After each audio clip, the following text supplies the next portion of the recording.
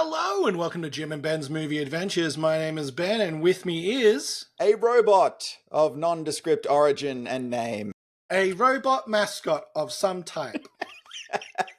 No, my name is Jim, and this week we watched The Electric State, which is quite different for us because this is not a film that's old. We only cover old stuff on this podcast. I threw a curveball, new, only direct to Netflix, and there's a few reasons I chose it because I thought it was interesting, not necessarily because of the content of the film, but let's get into the particulars and then we'll get into our opinions. All right.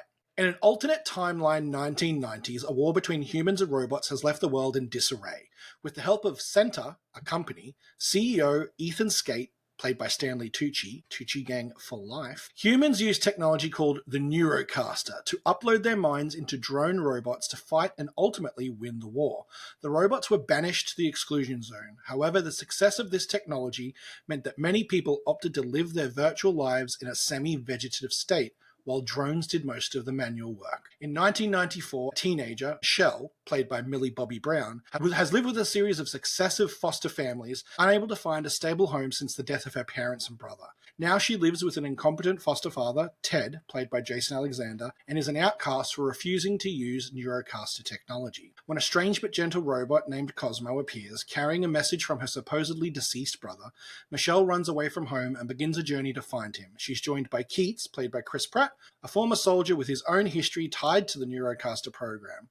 Together, they travel across a desert American landscape scarred by war and saturated by abandoned technology. As Michelle and her companions move closer to the exclusion zone, they are pursued by Center operatives and face increasingly dangerous and disastrous obstacles. Along the way, she uncovers evidence that her brother's continued existence and his connection to the Center central system. The journey leads Michelle deep into Center territory, where she must confront the truth about her brother, the Neurocaster technology, and the consequences of its widespread use. I wrote that manually, by the way, because everything I threw into ChatGPT put out gibberish. I was going to say, I'm like, it's going on a bit. This is long for a synopsis for us. And I think I explained a lot of things that happened in that film that don't necessarily come across clearly. The stats. Released this year, 2025. Directed by Anthony and Joe Russo from Yumi and Dupree, The Grey Man, and just a couple of Marvel things. Written by Christopher Marcus and Stephen McFeely. Do you want to know an interesting fact about Christopher Marcus and Stephen McFeely? Is it that they wrote Narnia?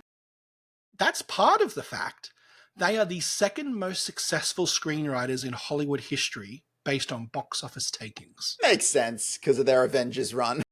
Do you know who number one is? Screenwriters? No, I don't know. James Cameron. That makes sense. That makes a lot of sense. And number 4 is also interesting. Stephen Kloves. He wrote all the Harry Potters. Yes, basically. of course. And Fantastic Beasts and that sort of stuff. Starring Millie Bobby Brown, Chris Pratt, Ke Huy Quan, Jason Alexander, Brian Cox, Jenny Slate, Giancarlo Esposito, and Stanley Tucci. And as I said, Tucci Gang for life.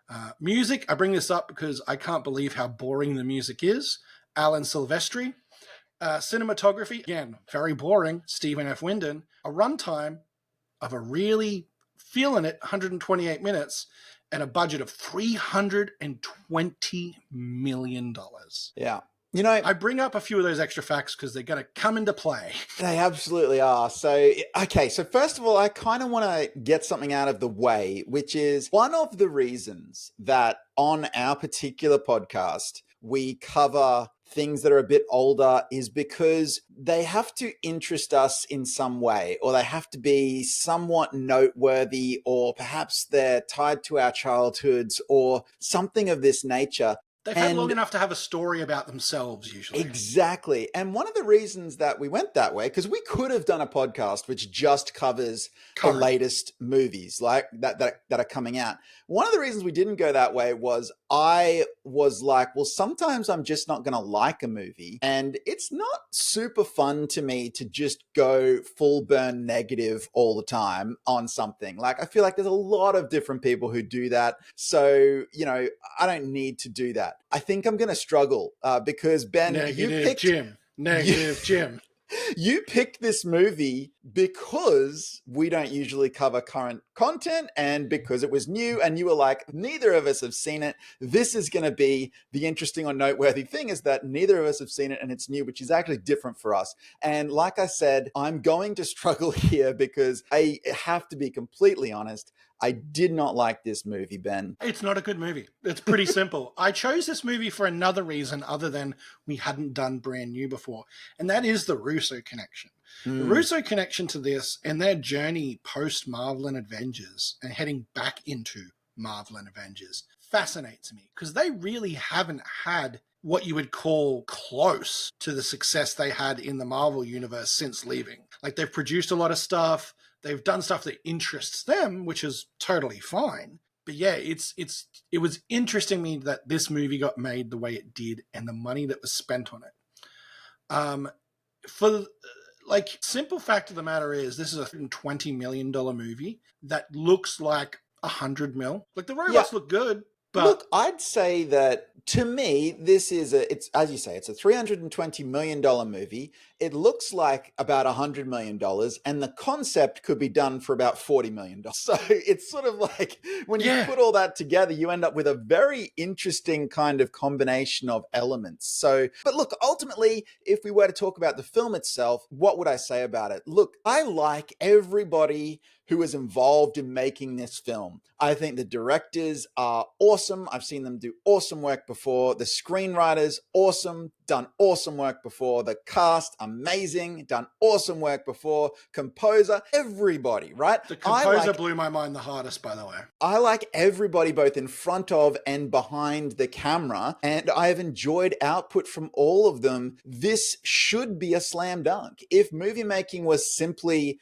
taking people who are really good at their jobs and putting them all on one project, this should be a slam dunk. However, unfortunately, I did find this movie quite dull to actually view, and it wasn't something that held my interest. I was checking the runtime at several points during it, and that is a real shame because, as I said, I like this creative team. I felt like I should have really enjoyed the output from this creative team. And at the end of the day, I just didn't. And obviously, when I look at the whole film, I've got ideas on why that could be. But I just keep coming back to that idea that this film just did not capture my attention and I was not that interested by it. And really, I should have been. The 1990s aesthetic, you know, that kind of grunge vibe, interesting world, post-apocalyptic, kind of robot-y future thing going on. Everything in this movie is your vibe.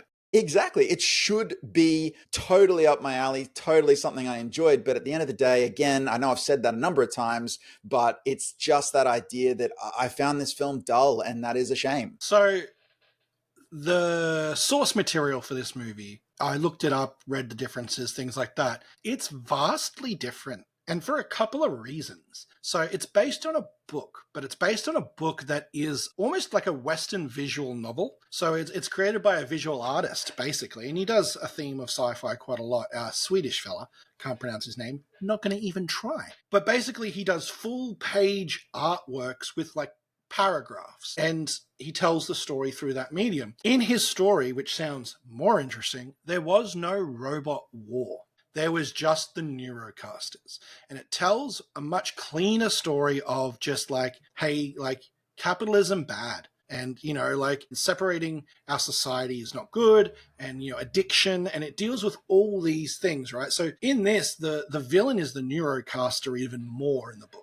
Like, people are losing their lives because when they take it off, they can't live without it and they pass away.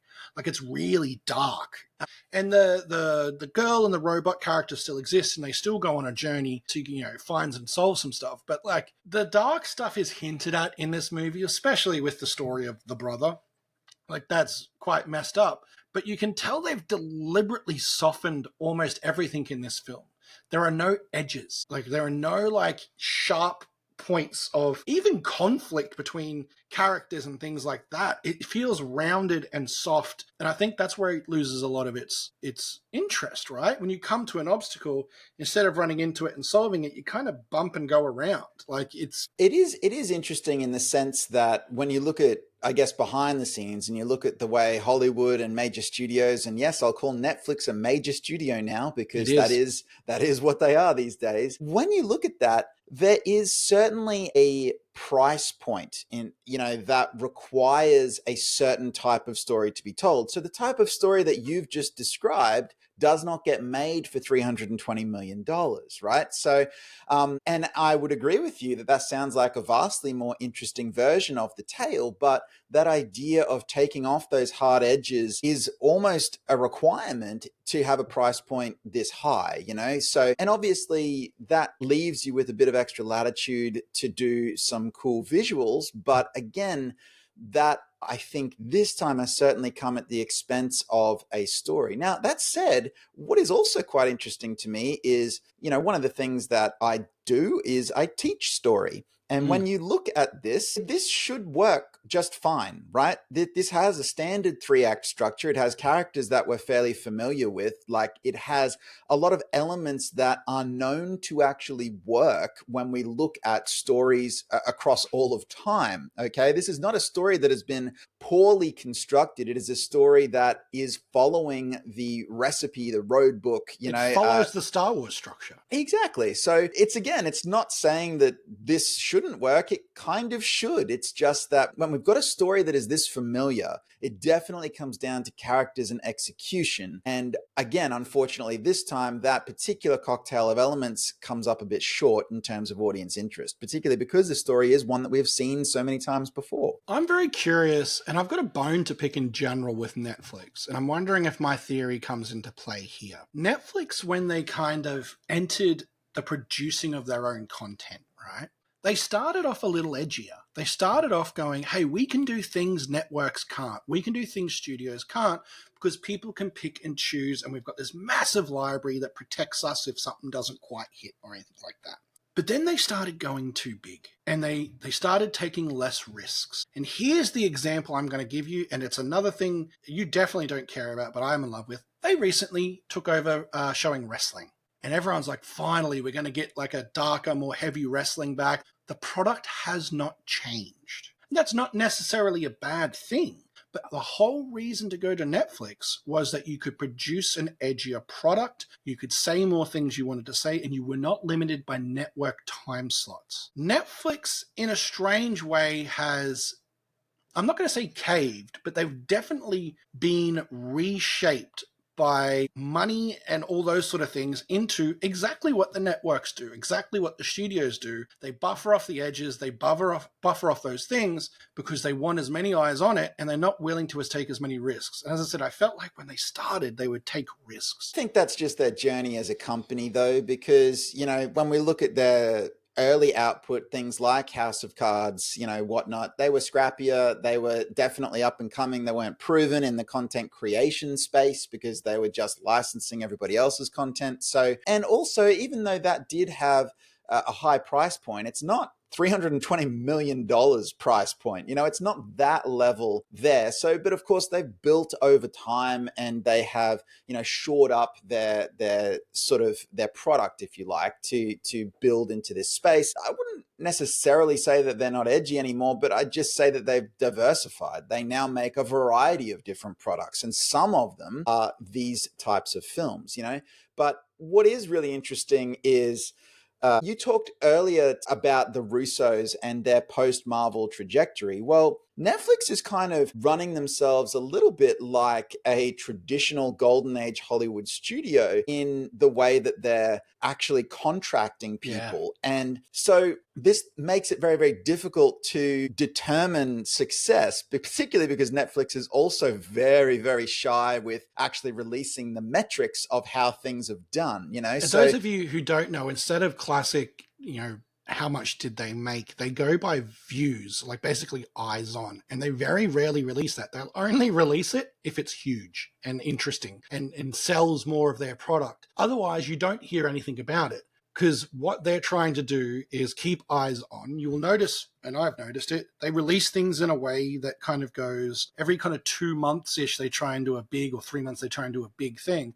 And that's just to roll over people's subscriptions and things like that. So it's a very different, I mean, they're both all trying to make money, but it's a different mechanism. They don't care about tickets. They care about minutes watched and the amount of times watched. Yeah. And it's also about anticipation, because even more so perhaps than how many people even ended up watching it. It's like, what was the anticipation for the thing? What's the market? Because that is what's going to keep people subscribed to the platform, which is ultimately what they want. You know, they don't want an individual product. Well, they wouldn't say no, of course, but the goal is not to have an individual product be a runaway success, but they want people to anticipate a product so that they retain their subscription, you know, so that their subscription still has value. So it's a very interesting kind of model. But then on the behind the scenes, you know, look here, they functionally contracted the Russos post Marvel and paid them a whole bunch of money. I can't remember how many pitches the deal was, but you know, certainly the Gray Man, Extraction, you know, even though the Russos didn't. Yeah, the Russos didn't direct Extraction, but they were heavily involved in its production, right? It was one of their films, and then Electric State as well. And so this idea where you've talked about the Russos post-Marvel and what's their career trajectory like, it's like, well, we don't know how successful they've been. They've been working for Netflix, producing these things. We know what we individually have liked or disliked about their output, but Netflix is very shy about releasing the actual metrics. So have the Russos had a good career post-Marvel? No one really knows. Now, I know that I'll just also mention, there are a number of different platforms, services that attempt to get audience minutes out of Netflix, right? So it's not that I'm not aware, it's not that I'm saying these services don't exist. It's just that they're all a little shaky because you can't get the official, you know, word straight from the horse's mouth sort of thing, you know, or you do in a very rare kind of case. But, and then the same on Millie Bobby Brown, right? They had Millie Bobby Brown because they contracted her to several films post Stranger Things, right? As a part of that Stranger Things deal. Yeah. So she did like the dragon one. Yeah, which I quite liked, actually. I like it too, actually. That was called Damsel, and I really enjoyed that one. And yet this second sort of Netflix film of hers I enjoyed a lot less, as we've just talked about. So it almost feels like, and we're not to know exactly if this is the case, but it feels like Netflix is like, we got the Russos, we got Millie Bobby Brown. We kind of own these people at the moment. Let's put them together and see what happens, you know? So, and they did, and it didn't, in my opinion. So the film itself, the robots, you feel like were the massive selling point to this film, right? They're wacky, they're creative, they're wonderful. I found maybe 2 of the robots interesting. And I'm curious that I know the book is set in the 90s, right? But I'm curious if they had pushed the time factor further and gone and put this in like a technological punk 80s or 70s, I actually think this movie becomes more interesting. Because part of why this movie is interesting is nostalgia for the 90s, man. I know like maybe some people have that. I do not. The 90s do not interest me as a time period to look back on and find quirky or different or interesting enough. Like you're seeing products and you're seeing things that definitely were things in the 90s, but they don't feel anachronistic enough. Big word of the day, people. I think though, what's interesting, there's a couple of things on that. And I'd say that we're actually a bit older than the target demo for this movie, yeah, right? For sure. So when you put Millie Bobby Brown in the film, what you want are those sort of 14 to 23-year-olds. Like that is the audience that you are that she's basically going to bring to you. You know, that's what you're getting really when you put Millie Bobby Brown in something. So obviously, again, they've targeted us by putting Chris Pratt in the film because he is much more our kind of demo in terms of films that we would go to see. I think that younger audience probably does feel differently about the 90s, you know, because again, we're older, right? So we might not have the same sort of nostalgia for it. And I think as well, though, that's coming. That wave is coming. But what gets me when you say, I don't know about the time period, was aside from a few little bits and pieces, because this is functionally a robot movie in what is kind of a post-apocalypse, there's not that many cues that were actually in the 90s, because it's a world that's so far removed from our own that I don't even know that time period necessarily plays. It's like occasionally you'll see, someone using a Walkman or something, or the hair will be a little bit grunge, but otherwise it's like, do we have to be in the 90s? Is that important? Like, I don't know. So yeah, they kind of relied on like the artwork and the fashion more than anything to point to time period. Because the time period, it doesn't have to mean anything to the story. But if you're going to kind of choose a time period, you need to kind of make it a character. Like you need to make it like an influential part of it, at least as far as tone and feel. And whether that's because the 90s are boring or they just missed that, I don't know. I also sort of look at it and I go, I actually wonder if the movie has pushed slightly older, perhaps, than what would be a good target demos. I feel like it's trying to be like for 10 to 12-year-olds, and it has pushed higher than it meant to, but not in a way that engaged that higher. Well, it's more sort of, when I sort of look at this actual film, I go, okay, who's this for? Like, there's some rough edges here. There's a swear word here and there. The ending with the brother is very, very dark. So sad. You really get the idea, or at least I did, that they were probably pushing into that sort of upper teen target demographic.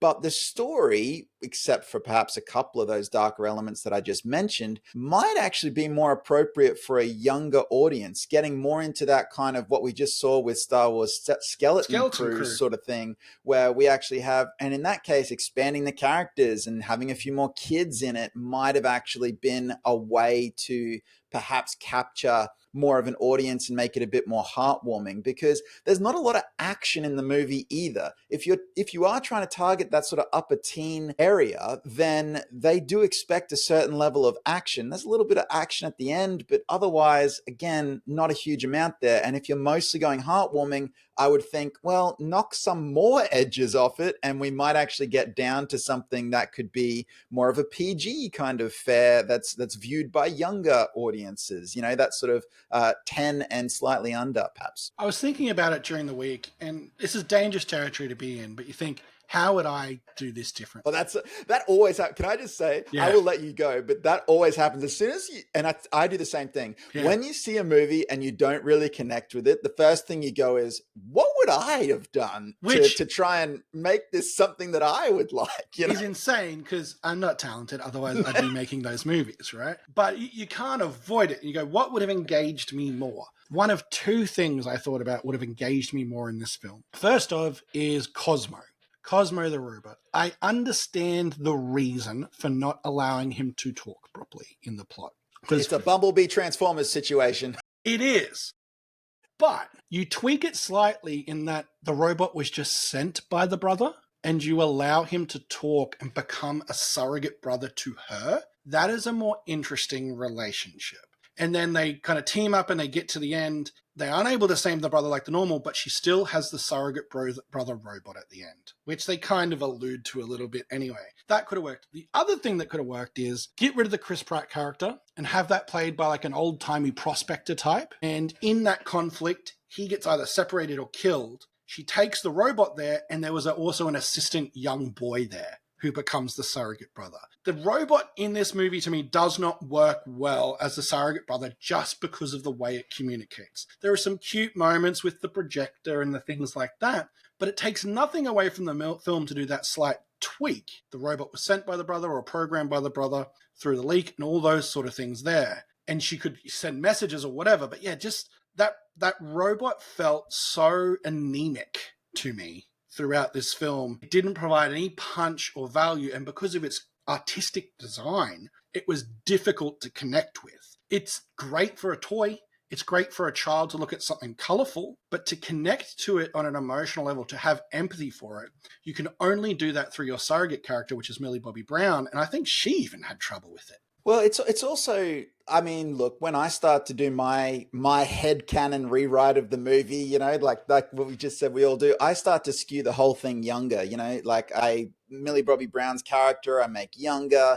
It's a kid out of her depth, and they try and play with that a little bit in this film, but again, she's a bit old for that. Like, she's even a little bit old for high school, you know what I mean? If we She's look at old for the character she's playing in general. Exactly. So that is a little bit complicated to start with. And I guess maybe they're getting away with it because of the Stranger Things marketability of her as an actress. Maybe they're not. I don't know. For me, she played a little old for the actual type of role that she was playing. So Chris Pratt is there. And again, if you can skew her character younger, then he can assume a big brother or father figure. And at the moment, he actually is fulfilling neither of those roles in the finished film. He's just sort of a funny older guy, He's a weak Han Solo. He is a weak Han Solo. So, and look, Chris Pratt's been great in a variety of other products before. It's just, this is what he was tasked to do, and he does it pretty well. I got a couple of laughs out of his character,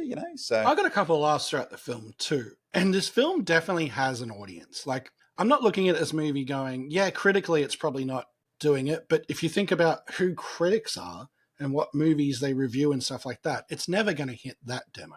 But as I said, I think it's probably bright and colorful enough and whimsical enough that it'll have a repeat view audience from those age groups. I mean, I'm thinking about when I was that age, like the movies I rewatched and stuff. Like, if I watched them now, I don't think I'd get through a lot of them. But they were easy to consume. So you'd chuck them on while you were building Lego, or you'd chuck them on while you're doing something else. And it was just that good repeat movie.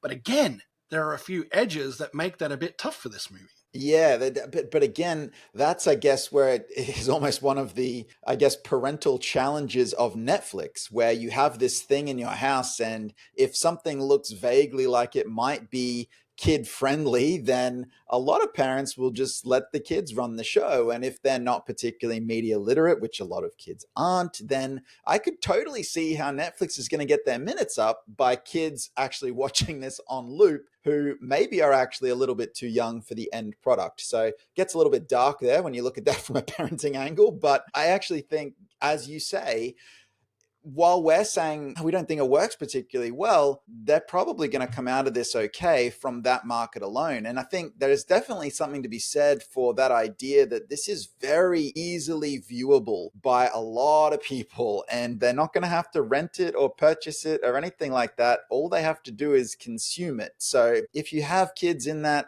sort of early teenager kind of demo, then this is a bit edgy for them. I'd argue maybe a bit too edgy, but I just think everyone's different. The end is too complex for the rest of the film. Yeah. Like, if you compare the end, so if for some reason you haven't watched this film, which I don't blame you, and you're listening to this, the end of the film is a Sophie's choice decision. Yeah. She is left with the decision to unhook her brother from the machine that is keeping him alive, but also keeping the evil corporation playing the Neurocasters, or letting her brother live and let the Neurocasters continue to take over the world. And through encouragement from her brother, and through his choice, they disconnect the device and end the kind of oligarchical control of this society. But like, that's crazy heavy, philosophical, deep, and mind stretchy for a teenager or a younger kind of middle teen to even understand what just happened. Yeah, and they don't soften the blow.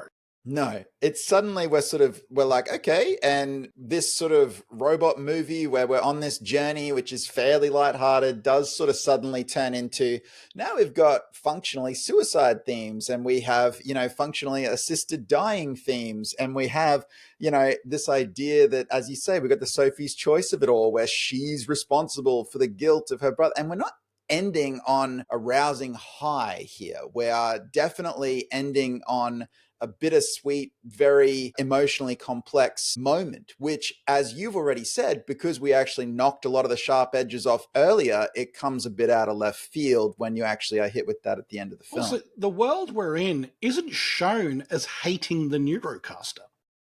We're taken to believe it's not good for them, but the world doesn't see it that way. Only Millie Bobby Brown and the robots kind of see the problem, right? And later on, the character played by Giancarlo Esposito, they see the problem with it, right? Like the addiction and, it's turning humanity not human, basically. It's matrixifying them. But she makes a decision on behalf of the planet. Yes, yeah. That they are not aware of is a decision that can be made and don't really care. So it's an odd philosophical ending, and they give the weird, very weird teaser of you see a reflection of Cosmo moving after the destruction. So did the brother survive, or is it just Cosmo? We don't know. But the only last thing I want to teach about is the cast. Part of the reason I think this movie feels a bit jarring for older audiences is it feels a bit like Cameo the movie. There's like a pop-up here, a pop-up there, a voice here. And you actually, for robots sometimes, you spend a bit of your time going, wait, who's that voice? Yeah. Which takes you out of the film. It doesn't engage you with the robot. You're like, is that playing Mr. Peanut? What is that? And you're like, you kind of play that game where you Google it quickly to figure out who's who. And you look at Jason Alexander. Jason Alexander must be just like, someone's like, hey man, do you want 2 days work? And he's gone, okay. And then he's put effort in. It was unusual. It was unusual to see him there in this sort of role, for sure. So, and most of the cameos in this are voice cameos through robots, obviously, because that's the easiest and quickest thing they could do. Well, I think as well, you've got to think that the idea here was that there would be this colorful cast of robots that would create, I guess, the connection with the audience. I mean, that had to be the goal, particularly when you look at the voice talent that's involved and that sort of thing. For whatever reason, I didn't actually engage with the robots as characters very much at all, which meant that it felt like there was only 2 people really in the movie, which was Millie Bobby Brown and Chris Pratt. And I was like, where's everybody else? And then when I stopped to think about it, I'm like, oh, well, they're all the robots, which I'm supposed to care about, and I kind of don't, There was one robot character I kind of liked because she kind of had a little journey, and that was the post-delivery one. Yeah. I thought Jenny she was Slate? Yeah, it was. So she was a little bit interesting in that, she stuck to her programming in a way. She was afraid. She had a thing to get rid of Dobermans. Like, it was kind of like laughy and funny that way. But look, my final thing on this is, and as I said, the reason I watched it was the combination of Netflix and the Russos. And what this kind of does actually is make me more interested for the next 2 Avengers films, because I'm interested in almost an academic way. I want to see them get back to big budget filmmaking that is actually a big film. And I kind of want to feel that vibe from them, because I know they've done lots of stuff, but the thing I associate the Russos are, Captain America, the Avengers movies, those things, those kind of like big budget, fantastical films that actually feel big on a screen. That's what I want from them, and that's what I want to see from them in the future. And obviously, hey, look, they're artists. They can make whatever they want, and I'll probably still watch it, but I just want to see those 2 Avengers movies. I'm certainly excited for them to get back in that space as well. And they're bringing Christopher Marcus and Stephen McFeely with them as their writing team. So I really think these next 2 Avengers movies are going to be great, because we've seen this entire team do this particular thing very well in the past. So I'm happy to see them get back to it. But yes, it's tricky when, that very talented team has been given all the money in the world to do, these few projects over at Netflix. And you look at it and go, I don't know if that's a $320 million idea, but, that's what we spent, That's what we spent. But at the end of the day, we wouldn't even be talking about the price point if we liked the film, and we didn't. So that's why we're sort of left scratching our heads a little bit going, what was that all that about, and why didn't we like it? I'd be curious to see if, out there on the internet, because this is still very fresh at the time of recording, I wonder if other people like this thing. I wonder if we're the minority here, or if there is actually, Hey, Jim, I did some research. Yeah. They don't like it.